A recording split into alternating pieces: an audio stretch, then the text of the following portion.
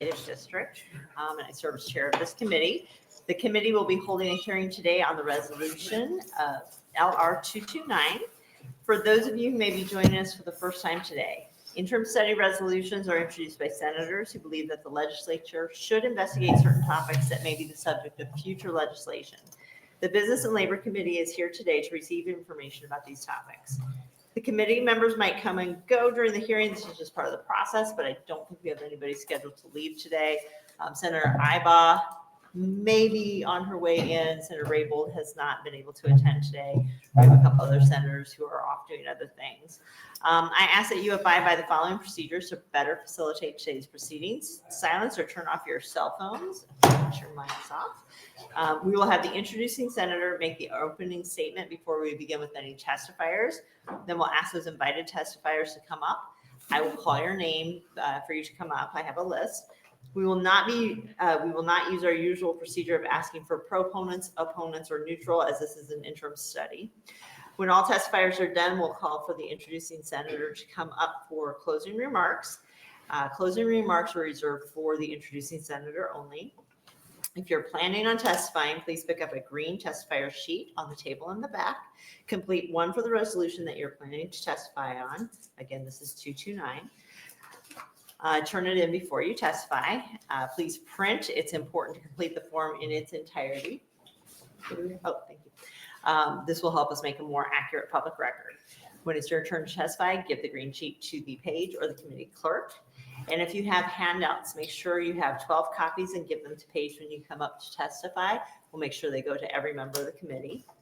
If you don't have enough copies, we will make sure to get copies made for you. When you come up to testify, please speak clearly into the microphone. Tell us your name, spell your first and last name to ensure we get an accurate record. We'll be using a 3-minute light system for all testifiers. When you begin your testimony, the light on the table will be green. When the yellow light comes on, you have 1 minute remaining, and the red light indicates your time has ended. Questions from the committee may follow. No displays of support or opposition to a resolution, vocal or otherwise, are allowed from the audience at a public hearing. The committee members with us today will introduce themselves, starting with Senator McKeon. Senator Dan McKeon, District 41, 8 counties in central Nebraska. Senator Tony Sorrentino, Legislative District 39, Elkhorn and Waterloo. And we have my committee legal counsel, Thomas Halgett. And over here we have our very new committee clerk, Katie Kokett. And helping her out today is committee clerk Julie Condon. And our page today will be committee clerk Connie Thomas. Thank you for stepping in, Connie.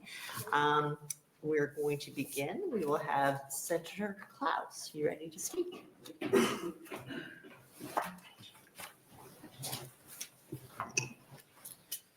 Thank you, Senator Clouse. Stan Clouse, STAN-CLOUSE, Senator from District 37 in the Kearney-Buffalo County area. And the reason that we are here today is LR 229. I was asked to carry this resolution for this study by the League of Municipalities. And it was really in response to LB 400, which is a bill that was submitted by Senator Werdekamper, dealing with a lot of issues that are impacting the Firefighter Cancer Benefits Act. And for the senators there, I don't know if you recall, there was a lot of dialogue on the floor, a lot of questions. And at the end of the day, Senator Werdekamper pulled that. And this is something that, I felt that maybe we needed to have a little more discussion on it. So when the league asked me to carry this forward, they felt that they wanted to have some more discussion on it too. Primarily from their perspective is that there are no unfunded mandates, and if they were able to negotiate with the firefighters, volunteer and professional firefighters, that would be able to work something out that would be manageable for both sides of this issue. The league today has a conflict of schedule because of their new building, and I was over there prior to lunch. They have a lot of administrators and managers and mayors going through, so they are tied up over there, but this was of interest to all those in municipal government, I can assure you that. So they will not have anyone here testifying. I'd asked the other day if that's where they continued with that, and they just did not have anybody. They were all tied up with other issues. But it does not reflect the lack of interest or concern that they would have if this would move forward. So today, I think really what we're going to hear from our testifiers from Senator Wardecamper, that they're really just sharing information. This is what we're looking at. This is, from their perspective, some things that they would like to see happen that would maybe open up for some future dialogue. And I know in reading the minutes from the committee testimony, there was a lot of discussion on March 10th on this. And there was a lot of discussion, which reading through that, I don't know that a lot has changed on that. But my feeling is, and the reason I carried this is, I think there's probably worth some additional dialogue. If it goes any further than this, I don't know. That would be obviously up to the committee if you hear anything new or different. But certainly that's the purpose of this study. So do you have any questions for me? Thank you, Senator Clouse. Any questions? And I do have across the hall a couple interim studies that I need to be a part of. So I'll sit and listen for a while. And then if I slip out, I'll be over there. My staff will hopefully be here. They were working on some things in my office to close. And I do have a statement from the League of Municipalities I've agreed to read for them after the testimony that's been invited. So Okay. Thank you very much. Thank you. Okay, our first invited testifier, Trevor Towie. Towie? Oh, I don't think I ever say that right, do I? Yeah, you got it. Yeah, did I get it? Welcome, Mr. Towie. Thank you.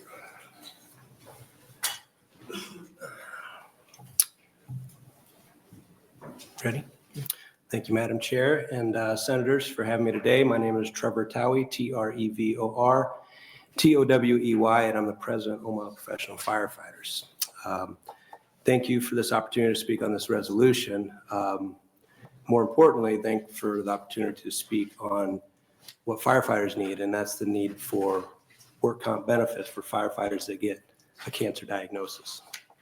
You've probably heard this before, but it's worth repeating. Firefighters are 9% more likely to receive a cancer diagnosis than the general public. They're 14% more likely to die from that same diagnosis.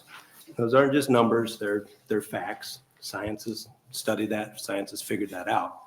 They're the same facts that the World Health Organization used when they classified just being a firefighter, our occupation, as a class 1 carcinogenic. The highest classification of a known cancer-causing agent is my profession. That puts us right up there with tobacco and benzene, which everybody knows are pretty bad stuff. The state of Nebraska has actually already recognized that there's a relationship between firefighters and cancer. And that's why there's been legislation enacted that provides a benefit up almost 20 different cancers. When firefighters get those cancers, they receive a benefit, but only when they're dead. And that's why I'm here. If we've already accepted the fact that firefighters are dying from cancer, and we've already accepted the fact that they're getting cancer because of the job, then I think it's imperative, and I really believe that our employers have a moral obligation to provide the protections for firefighters when they get that cancer diagnosis. They need to start treating that cancer diagnosis the same as they treat any workplace injury.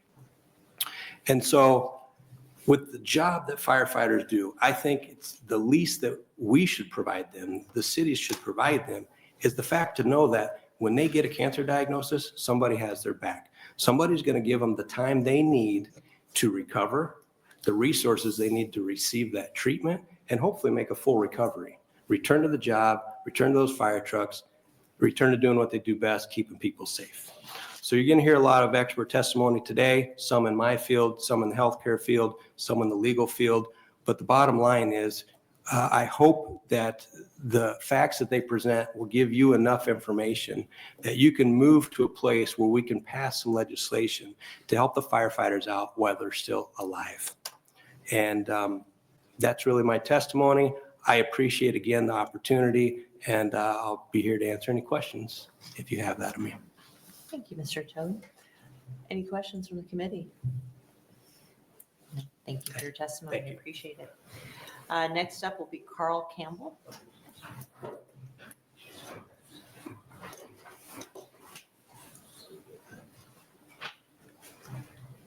Hello, Mr. Campbell. Hello.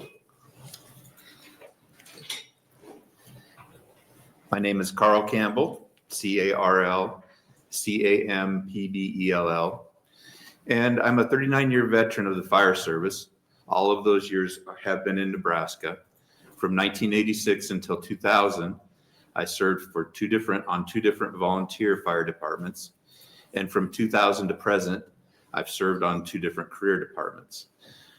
In February of this year, I went to see my regular healthcare practitioner because I was experiencing a persistent cough and some other symptoms. And during that exam, he decided to take a chest x-ray. And on the chest x-ray, he noticed a shadow that was alarming. So he referred me to a pulmonologist, a lung doctor. And the lung doctor referred me to have what they call a CT guided biopsy, which basically they stuck a needle into my chest to get a bit of tissue from that mass they could see in my chest. And I was subsequently diagnosed with lung cancer, which came as a surprise to myself and my family because I've never smoked a day in my life. But when we got to researching it, we found out that the type of tumor I have, which was a neuroendocrine tumor, is not your typical smoker's lung cancer tumor. It's actually a very atypical tumor that it's so rare that the pulmonologist that I saw had never actually seen one in his career. But the next thing I knew, I was consulting with a cardiothoracic surgeon and an oncologist.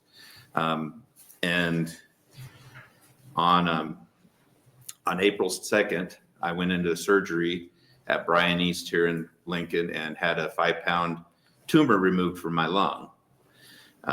Then on May 7th, I started my first round of chemotherapy treatment.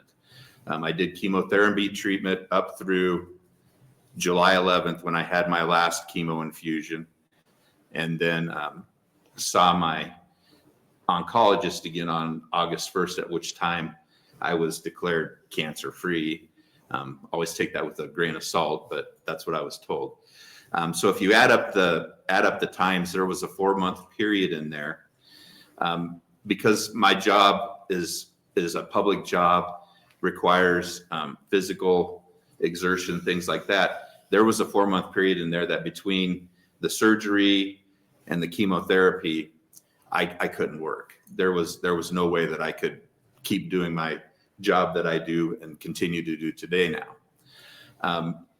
Because I had been at my present employer for over 20 years, and had never had any other major health issues in that period of time. It was fortunate enough that I had a block of sick leave built up that I could use to be able to still keep my paycheck and my benefits coming. But had I not had that, it would have been financially devastating to myself and my family. You've got the red light, but I'm going to ask you a couple of questions. Sure. So, can you tell me, you said you were with a career department. What is the difference between career department and the fire department? Well, it's just the role that you play. I was a volunteer before where I worked a different job. When the pager would go off, I would go to the station, get on the truck, go out and fight the fire. Then I became a career firefighter full-time, if you will. Okay, thank you. I appreciate that. I'm very glad to hear that and I understand the quotes. Yeah. Are free for now. Always take it with a grain of salt. Absolutely. Thank you for your testimony today. Are there any questions, Senator Sorrentino? Thank you, Chairman Cow. Thank you for your testimony, Mr. Campbell. You were fortunate enough to have sick leave to cover Yes. that 4 months. Could you familiarize me with, had you not had that sick leave, would that have gone unpaid? And would that have been the other option if you hadn't been able to accumulate your sick leave? That's about probably the only other option I would have had. And the other thing to that too is my health insurance is through my employer. Right. And had I not had that sick leave to stay on the rolls, if you will, of my employer, to be honest with you, I don't know exactly what I would have done, because if I wasn't at work or if I wasn't receiving a paycheck, I also wouldn't have been considered an active employee, and my health insurance would have Can I ask, is your current employer more than 50 employees? Yes. Okay. You probably would have had an option to take Family Medical Leave Act, And- which does defer the payment of your health insurance, but you'd have to pay them back. So you're exactly right. And that's the, That's not a very good option sometimes. because, Thank you. sure. Okay, other questions? Okay, thank you very much for your testimony, Mr. Campbell. Next up, Dr. Sarah, is it Yanke or Yankee? Janke, thank you.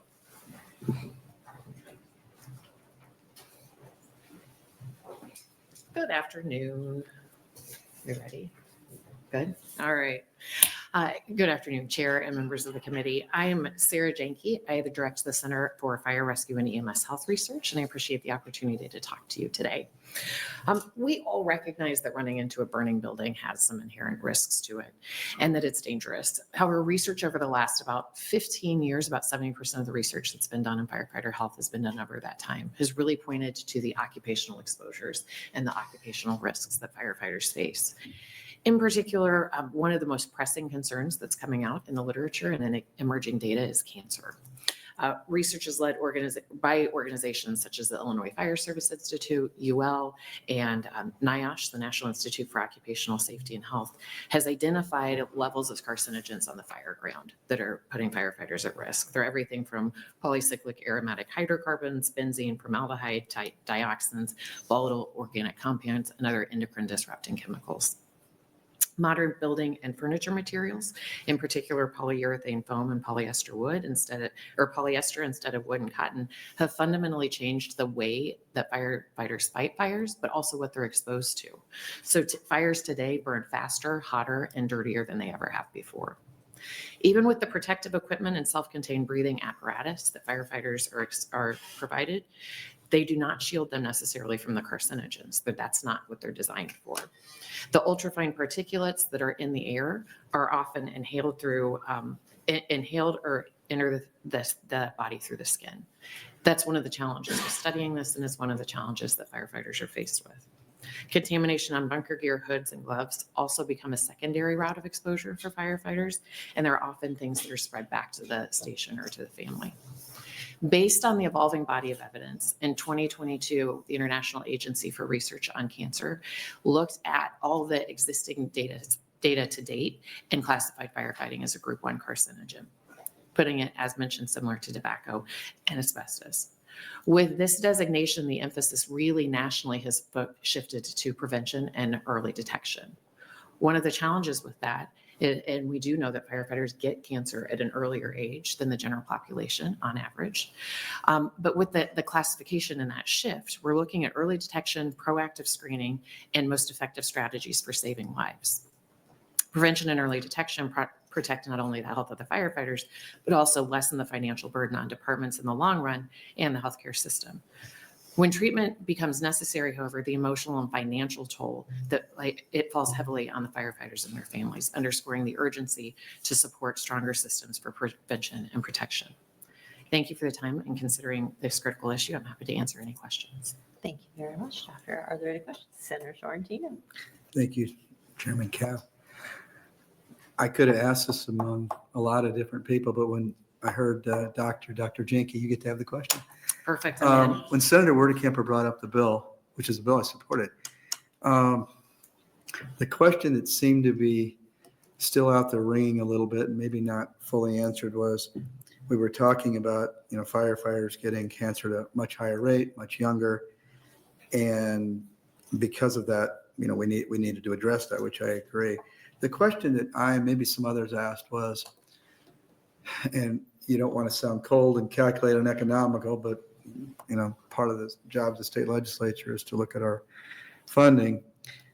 We were concerned whether or not when a young firefighter or middle-aged firefighter becomes a firefighter, is there a pre-employment physical that checks for cancer? I mean, most pre-employment physicals that I'm aware of don't go that deep, but this is a different type of profession, because we were concerned, well, are we, not to sound callous, are we buying, pre-existing conditions? Right. I don't know that we ever really got the answer to that. I think when Senator Werdekamper and I talked about it, there was some people who were putting up money like a foundation to start doing this, but apparently it's fairly expensive, like maybe $800 to do that testing.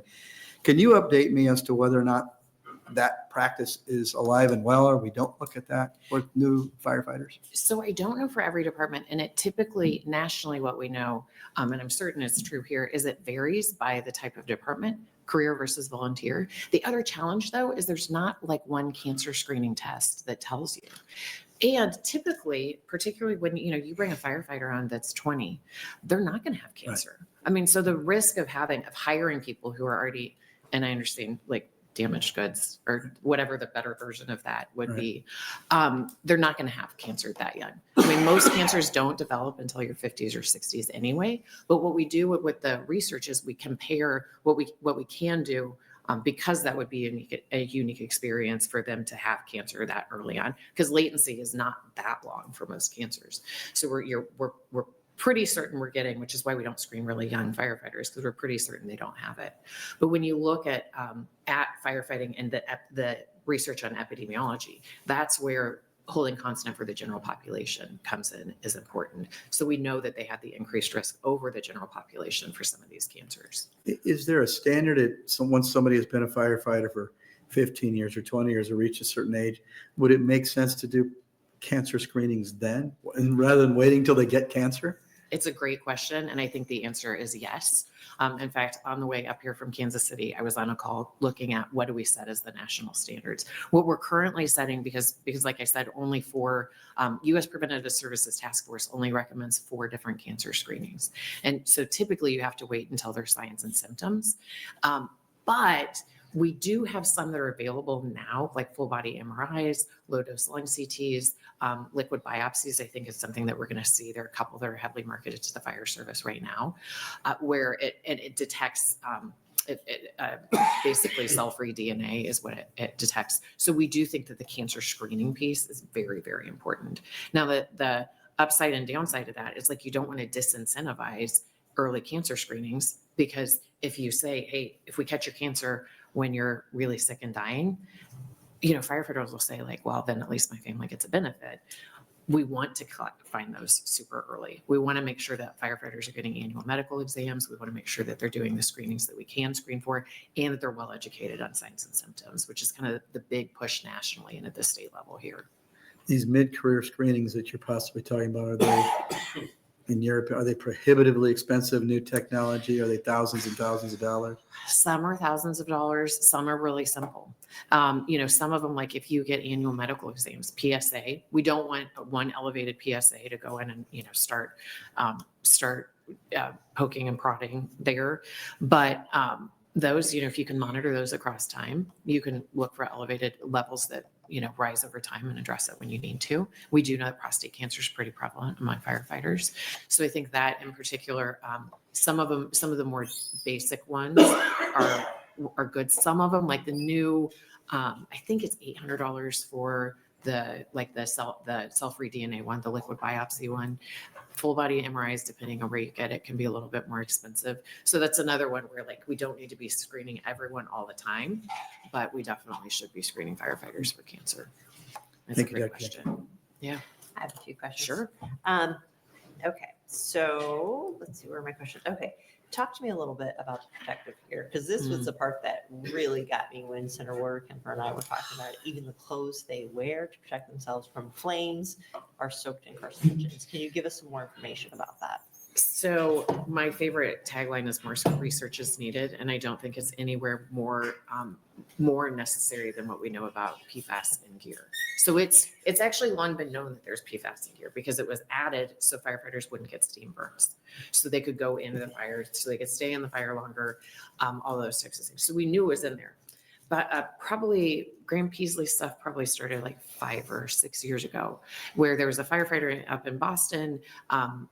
His wife got very interested in this issue and started looking at the PFAS in gear.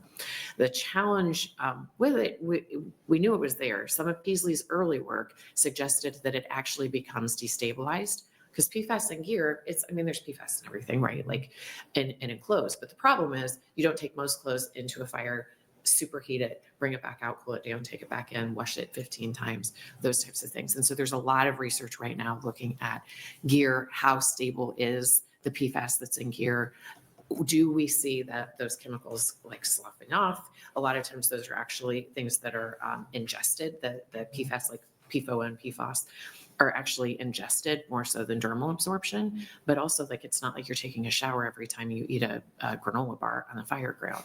So it's really like, and with prostate cancer, where one of our big campaigns is like, just wash your hands before you do anything in a firehouse. So yeah, it's the gear, and the gear isn't designed to, like, there's some progress now, but gear was not originally designed to keep particulates out. And so there was a really cool study that was done by Jeff Stoll in combination with RTI and IFF, and they sprayed this like particulate that was a simulated what the carcinogens like size and shape in terms of the ultrafine particulates. And what you saw is right at any of the interfaces, and particularly the neck, groin, and where the interfaces are, it just glowed afterwards when they put it under the luminescent light, because it's just not what it's designed for. And firefighters will tell you, like, they will smell like smoke for days after. And Jeff Burgess out of Arizona has done some really cool work that says, as long as you smell like smoke, you are still filled with carcinogens. Mm-hmm. So it's just, and there's progress in that area looking at PFAS-free gear. Unfortunately, it's hard to replace that. So places where they haven't started replacing that too quickly, we're seeing increased risk of steam burns anecdotally. So it's kind of an uphill battle to do that. Yeah. I have one more question. Sure. What are some of the other states doing? I mean, are there any other states that have implemented this type of a bill, or are they doing things to protect, and how are they managing the financial burden?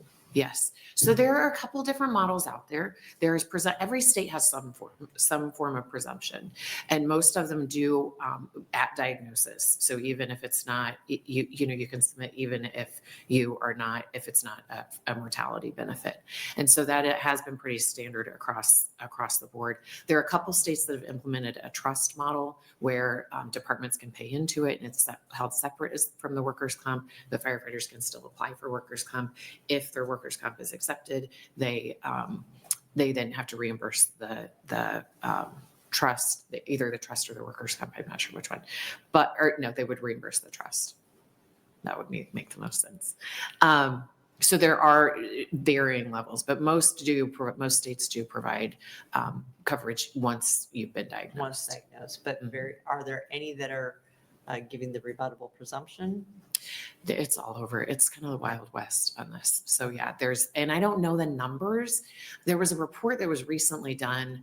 It's maybe 3 years old now, by the First Responder Center of Excellence, where they cataloged all those, and I can get that for you and get it to you. Although they're already redoing the report because of how fast. So now through the magic of AI, they're going to start pulling in real time what different states have. Awesome. Thank you very much. Thanks for letting me talk. Okay. Next up, Chelsea Connor. That's correct.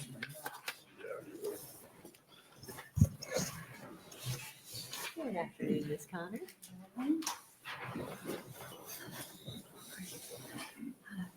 Good afternoon, Chairwoman and members of the committee.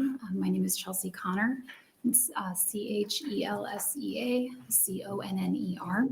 I am a physician assistant, and I specialize in occupational health and wellness of public safety professionals like firefighters and law enforcement officers. And I work with an organization called Frontline Mobile Health, and our focus is exclusively on public safety, health and wellness. And our mission is to change the way that public safety professionals receive their care through things like data analysis, research contributions, and our organizational culture, which emphasizes our mission of taking care of those who take care of us. I'm very grateful to be here and appreciate the invitation to speak from Senator Clouse and Gary Bruns. For some background, I'm an Army-trained aeromedical physician assistant. I'm one of 5 generations of veterans in my family. And so for me and my family, a life of service before self is something that's ingrained in us, very similar to the way that firefighters are. Our founder, Russ Burnham, and his business partner, Mike Connor, have developed programs that deliver evidence-based screening to tackle the three biggest threats to public safety, which are cancer, cardiovascular disease, and suicide. And I've been working closely with Gary Bruns over the past several months as he's been working to find an effective and cost-efficient way to ensure that first responders in Nebraska remain healthy. Ms. Connor, can you speak up just a little bit? Sure. Thank you. The microphones are just recording. They're Okay. not actually letting us hear you better. Thank you. So the issue that brought me here today was occupational cancer and firefighting, and it is a crisis that demands immediate attention. Cancer is the leading cause of death, line of duty deaths among firefighters, and the statistics are very sobering. When you look across all forms of cancer that firefighters have the risk of developing, they have up to a 73% chance of developing cancer compared to the general population, and in some cases up to 63% more likely to die from cancer than the general population. And that's one of the reasons why our organization focuses so heavily on cancer among those top three. In the last 18 months, our organization has performed over 17,000 exams on public safety professionals. And of those 17,000 individuals that we screened, 15% of them were found to have clinically significant findings that resulted in additional follow-up and screening for cancer. And these are in young firefighters that are, typically seen as being too young for cancer. We're not seeing these in, our 60-year-old firefighters. These are in young, otherwise healthy firefighters. And those early diagnosis and screening allowed them for an opportunity for a second chance rather than being another line of duty death statistic. The first thing that I'd like to highlight is that this is a nationwide problem. This is not exclusive to Nebraska, and this is something that should be done across the board, and finding proven options that are available to firefighters to assist with that screening. I'm going to give you a few more just because Thank we you interrupted so you. much. Go ahead. Occupational cancer is very common among firefighters. We know that anecdotally, we know that through research and through the statistics that we collect. But without any kind of adequate screening or support, those cancers will go unfound and undiagnosed, and it will result in another line of duty death that could be very preventable. Thank you very much. Thank Other you. questions from the committee?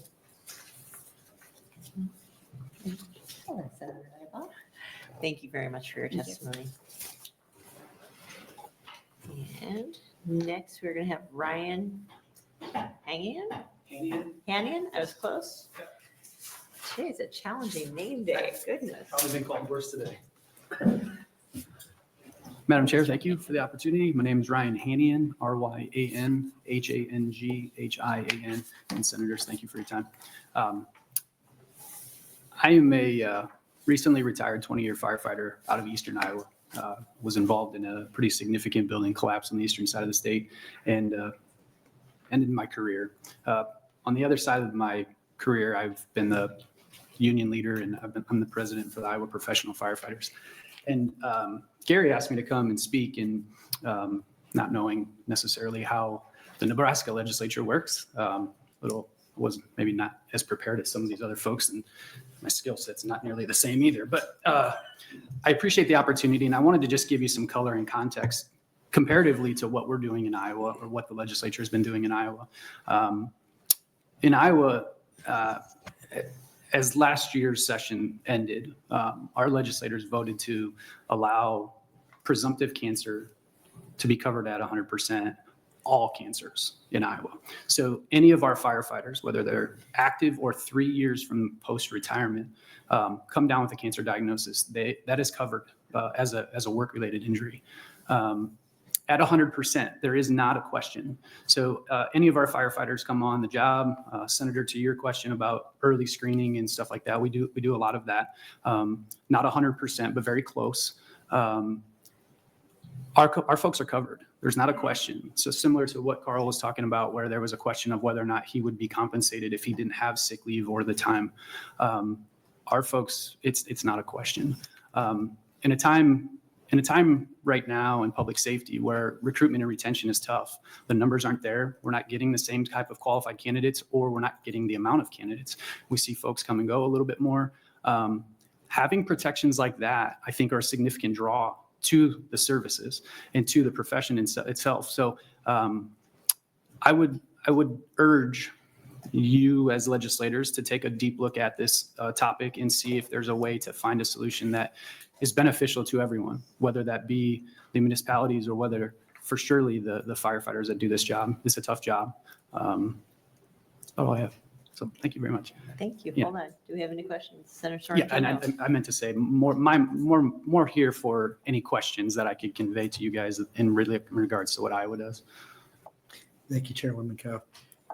Just one clarification. You mentioned that it, in the prior speaker's situation, be covered at 100%. Yeah.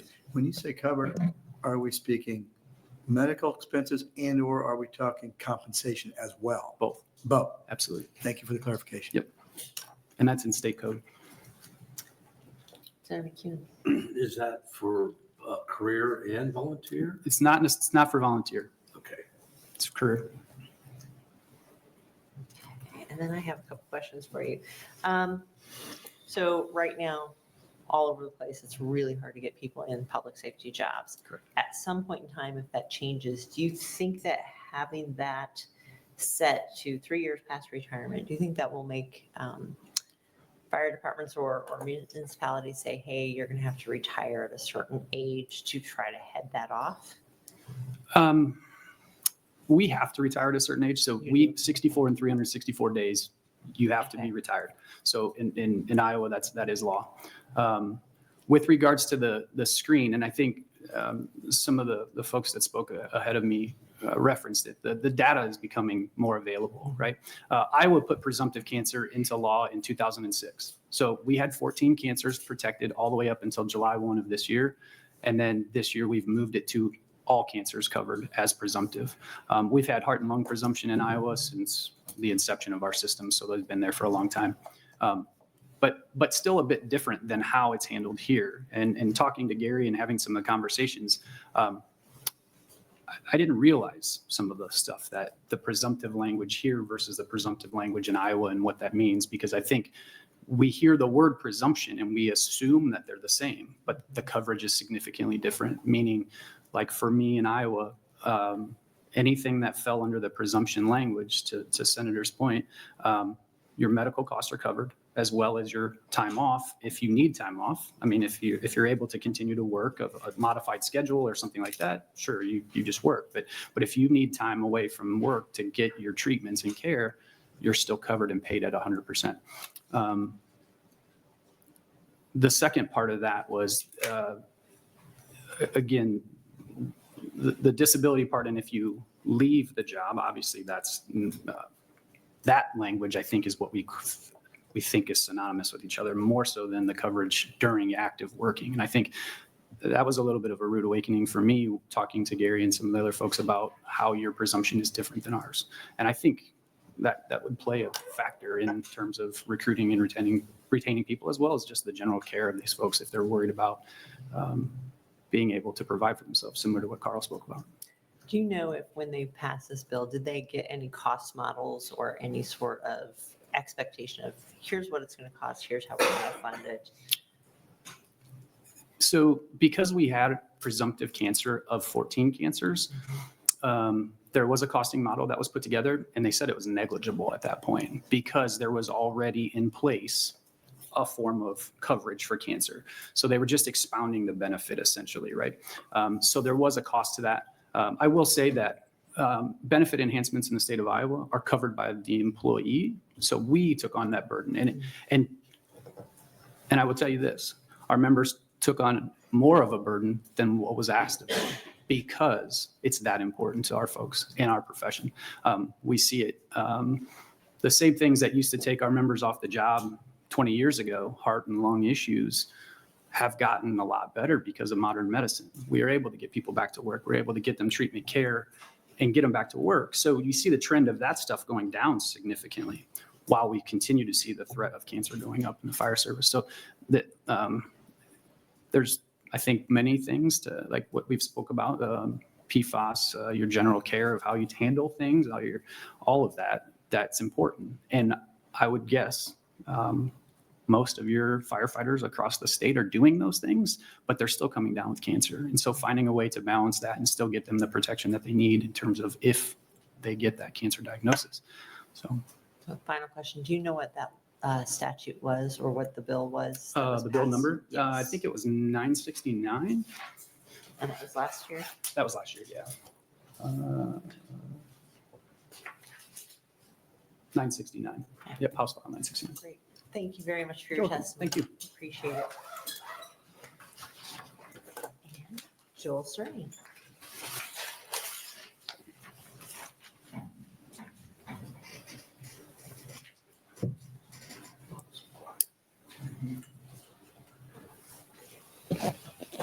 Hello, Mr. Cerny. Good afternoon, Senator Kopp and committee. My name's Joel, Joel Cherney, Cerny. I'm current fire chief at Linwood, Nebraska, and we are a volunteer department. Past president of the State Firefighters Association, past president of the Fire Chiefs Association, and currently set on the National Volunteer Fire Council as one of the Nebraska delegates. The book I brought to you today is the Lavender Ribbon Report that the National Fire Council put together along with VCOS, which is the Volunteer Combination Officer section of the Fire Chiefs Association. A lot of acronyms out there for fire service, but 40 years ago, when we went to fight fires, the houses were built of wood and natural products. Now they are all synthetic, and that's where we're getting exposed to the cancer-causing issues. I was going to talk about PFAS, but Senator or Dr. Janke covered that a lot better than I can, being a doctor.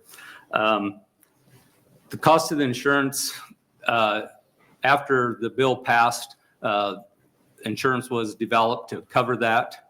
It was about $190 per firefighter.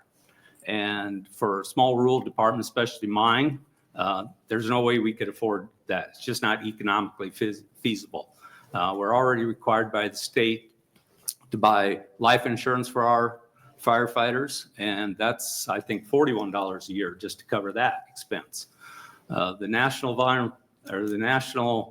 PSOB, the Public Safety Officer Benefit, if you die in the line of duty, and Nebraska also has the same law, it doesn't even cover if you die of cancer. I know the national group they're working to change that, to hopefully allow that, but the expenses is the issue. Especially in the volunteer service. I retired as a safety and environmental manager from a factory in Columbus. I had very good insurance there, but a lot of my firefighters that are farmers or small business owners don't even carry insurance on themselves. So they're the ones that are really in need of something like this. So if anybody has any questions, I'd be happy to answer them. Thank you very much for your testimony. Are there any questions from the committee? Senator Ibach. Thank you very much. You spoke a little bit about rural fire departments and the number of, I was looking through this quick because I know we got one of these during the hearing last year. Is there an average number of firefighters per rural fire district? I would hate to guess. My small department has 20 members, which I'm pretty proud of. First, considering there's only probably 500 people in our district, that's pretty good average. But there's a lot of them that are hurting. You know, and we start talking about the firefighter cancer, we're just scaring people away from joining. You know, so it's an issue, and parents are so much busier. EMTs, same thing is. You know, both spouses are working now. It's getting people to join is hard. So I have the same situation. I come from Sumner, and we have a very small Yep. fire department as well, and it's 100% volunteer. Do you know how many fires you have per year, or how many you respond to? Well, last year was one of our busiest years ever. We had 30 calls. This year we're at 8, and only 3 of them were fire calls. The rest were medical calls. So, but yet, you know, and so our firefighters are not as likely to get cancer as the professional firefighters that are answering calls almost daily in a business like that. So That was kind of my observation too in our original hearing last year, because not that volunteers are any less important than careers, but we were trying to diagnose a little bit after that hearing, Yeah. the likelihood of rural firefighters contracting, and not that their equipment is any different, because I don't think it is it? No, it's basically the same. Schuyler and David City are the two bigger towns near me. And recently I just did a cancer study with the Miami Cancer Institute for volunteer firefighters, where I took to their departments where they wore the latex bands for 24 hours. And then we shipped them back to Miami for a study. We haven't got the results back yet, but I'll share that with Senator Wardenkamp when I do get them back. So That would be helpful. Thank you very much. Thank you, Thank Chair. you, Sarah. I do have a question for you. With the volunteer firefighters, you had mentioned that you had a job. Was it no manufacturing? we made car seats for Ford, GM, and Chrysler. Very good. Yes. But so manufacturing, and then you also mentioned ag, both of those industries are also exposed to chemicals and Yeah, things. yeah. How difficult would it be to determine if a cancer is caused by one industry versus firefighting? I guess the studies have shown that there's certain cancers that firefighters are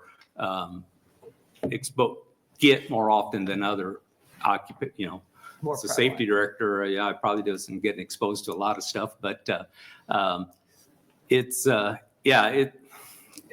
hard to narrow it down for one or the other, I'm sure, but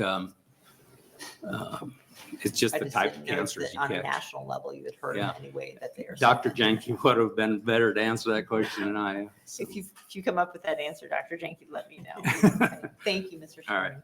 Thank you. And next we have John Corrigan.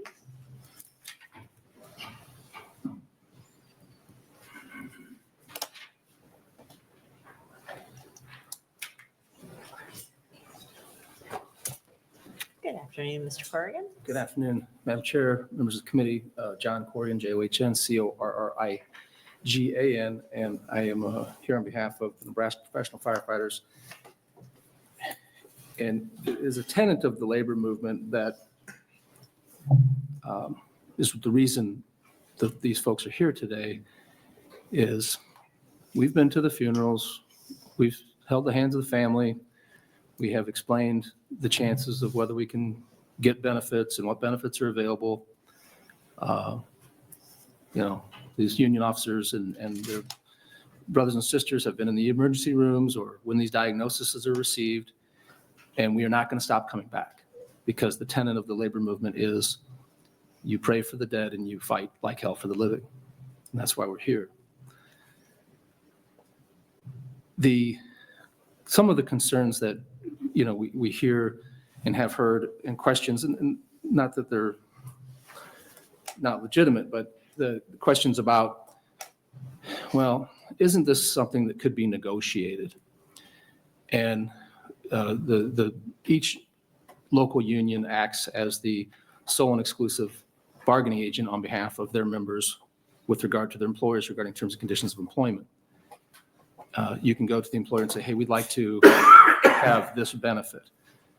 The employer, if you're asking them to change state law, they can't negotiate away the law.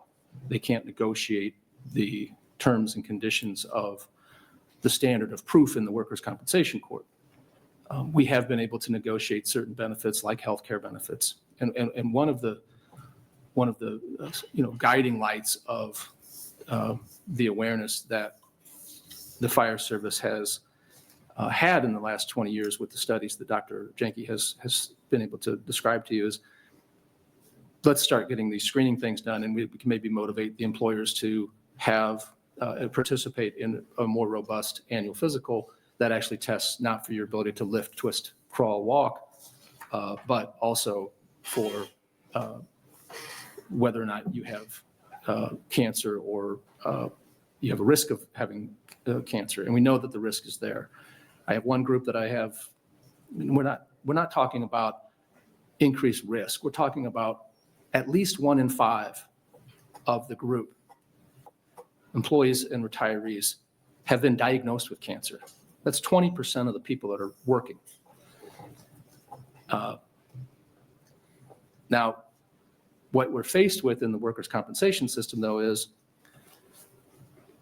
employer gets diagnosed, going to be off for, let's say, 6 months going through chemo.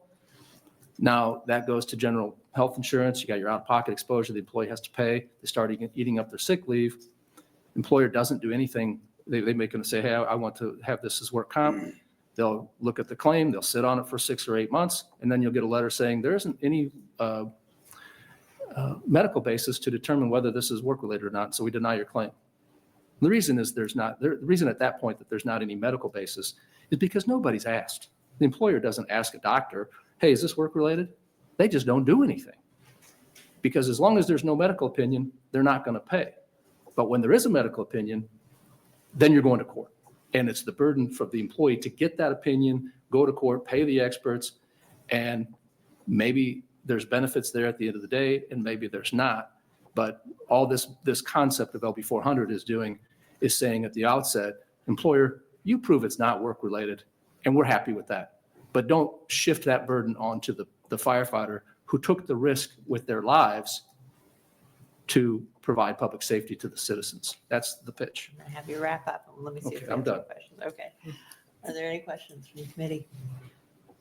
Okay. Thank you very Thank much you. for testifying. And Gary Bruns.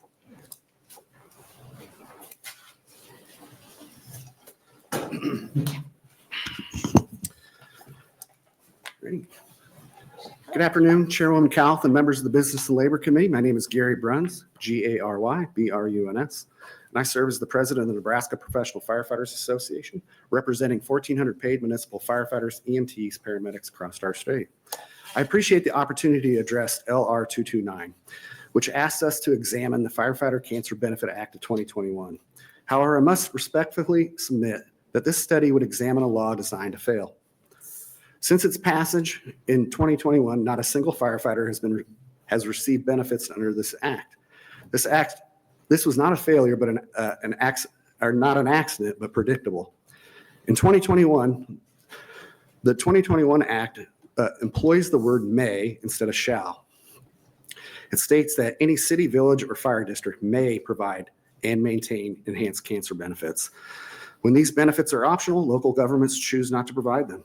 The bill was originally introduced with the mandatory language, but somewhere in the process it was changed to optional.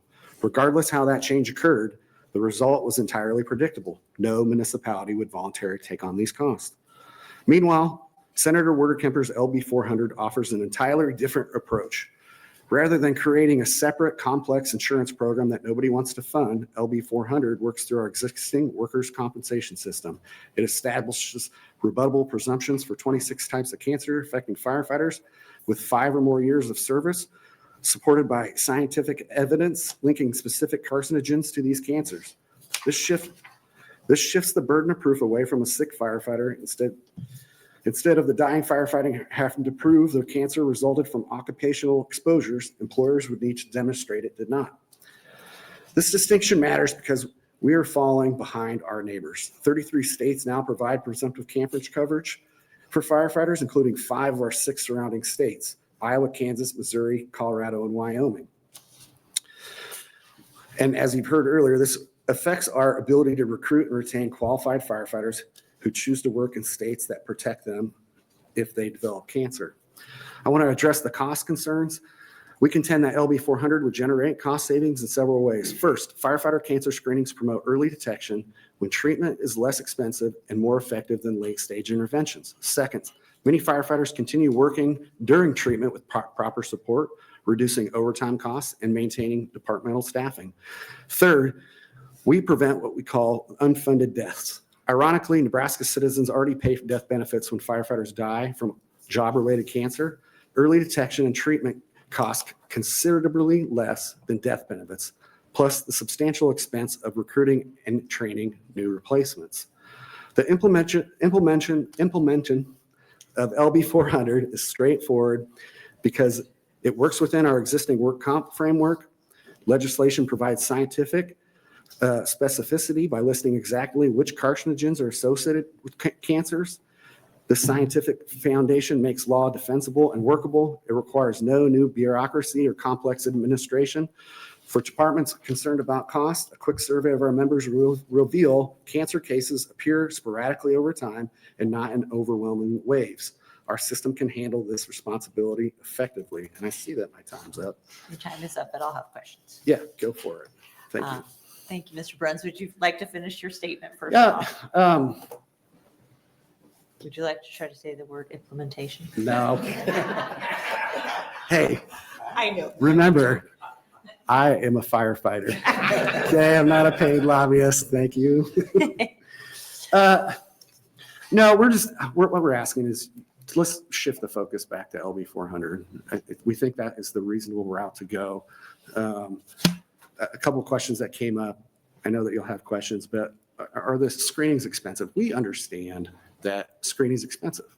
And so when we looked at this in 2021, we had a member come down with cancer, and he's like, I want to change the way we get screened. He didn't like the way the process went. And so we went out and got grant fund, $500,000 from an organization, and started to set this screening up. It was a pilot program. We ran 100 firefighters through there, and we had findings in there. That's what we expected. We built on that, and half of those 1,400 firefighters have now been screened at least one time. One of your testifiers here today is going to be coming to my jurisdiction, when it happens to be this one. And by the end of next year, we will be all screened. And so by the end of next year, we're going to have 2/3 of the firefighters across the state screened. There was challenges with our first group. They're great, but it's mobile. And I'm looking out for across the state. And so we have, this Frontline is coming in as a mobile group, and we'll be able to take this to Scottsbluff, for example, because they're at the same risks that we are.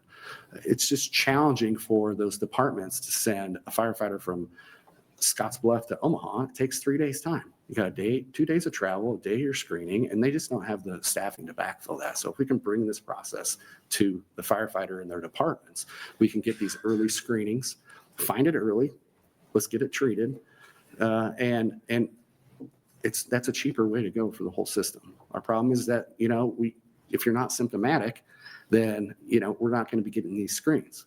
So we're driving that bus, and those are getting, we've been negotiating those, the screening piece, the piece about work comp, that we can't negotiate that. So I can tell you that I just saw a contract last week that negotiated in this screening process. And there's a number of them across the state. And as this gets rolled out, it's fairly new. As it gets rolled out, we intend to go to each jurisdiction and start negotiating that piece, because it's critically important. Find it early and get on it. You said there are 33 states that provide cancer coverage It- of some sort. Is it exactly like LB 400, or is it just a wide? It really is a wide Okay. breadth, and we could probably break that down for you a little better. We'd have to do a little, we could get you some It information. would be great to see kind of the range of least expensive to most, or least intensive to most, and kind of where Sure. LB 400 fits within. I think just Noted. that would help us Yep, got think it. about it. And then I have one more question. Well, let me think about my other question. Any questions here, you guys? Okay, I gotta think it up real fast. So we were really mindful about the costs. I mean, when we started that pilot program, it was $5,000 for physical. And we're like, there's no city that can afford that. Mhm. And we've managed to get that to a workable space, and is on par with what cities are paying. Interestingly enough, we think that when this comes to fruition and we can show, and there's no doubt in my mind that the first year we're going to see this, but As people the use goal is every year you identify it. It's a learning experience for us. It's not just cancer. The screening is. That is an important function of it, but we're doing other things too. Do you use, during LB 400 testimony, you talked about seeking out additional grant funding for that. Is that what you're talking about with the Frontline project, or are there other? No, grants we're that you're looking for? we're going to our cities and negotiating these benefits in. And quite frankly, I think we haven't seen really any pushback on that. This model is coming to be. It's happening in the Omaha metro area. It's going to be happening here And like I said, we've got buy-in from, Beatrice, York, Grand Island, Scottsbluff, and we're just going to establish that. We'll continue to build out. That's just that screening piece. Okay, So, all right. Thank you, Mr. Bruns. I appreciate it. And if I think of my question, I'll call you. yeah, no worries. Thank you. Okay. All right, so testifying wise, I'm going to read the statement from the League of Nebraska Municipalities. And they felt terrible that they were not able to be here. This schedule was based around what the committee could do. And as you can see, there's only a few of us here anyway. We're all kind of scattered through the summer. So this was what worked for my office primarily. Lynn Rex and Christy Abraham, representing the League of Nebraska Municipalities, asked Senator Stan Clouse to introduce LR 229 to examine the Firefighter Cancer Benefits Act and potential changes to the act that would not include an unfunded mandate and would better serve the needs of Nebraska's paid and volunteer firefighters. As stated in LR 229, it is the League's intent that the study include an examination of legislation in other states with benefits similar to the Firefighter Cancer Benefits Act and how that legislation has been incentivized and implemented in those states. If the legislation includes benefits for volunteer firefighters and how those benefits are funded. Lynn Christie and Corby Gilbertson, the League's contract lobbyists, anticipate working with stakeholders, including but not limited to paid and volunteer firefighters, representatives of rural fire districts, as well as municipal officials with paid and volunteer fire departments. During the 2025 legislative session, the League strongly opposed LB 400, introduced by Senator Wardekemper, to provide compensation under the Nebraska Workers' Compensation Act with a rebuttable presumption for cancers experienced by firefighters. In addition to numerous other concerns about LB 400 and AM 702, it is not possible for municipalities to budget for rebuttable presumptions. However, the League requested LR 229 because the League is hopeful the Firefighter Cancer Benefits Act could be implemented in a way to be financially feasible for municipalities as well as a valuable benefit for firefighters. Unfortunately, the League is not able to attend or testify at the interim study hearing on September 5th. Several months ago, the League Executive Board scheduled a dedication and ribbon cutting ceremony for the League's new building. In addition, there are numerous meetings throughout the day with municipal officers. The League looks forward to working with members of the Business and Labor Committee, Senator Clouse, stakeholders, and others to provide an update on our efforts relating to LR 229. Thank you so much for your consideration. And then there was one online testifier for the record, and I think that's it. So that concludes our hearing today. Thank you all very much for coming. I appreciate you guys taking the time out of your day to be here. Thank you.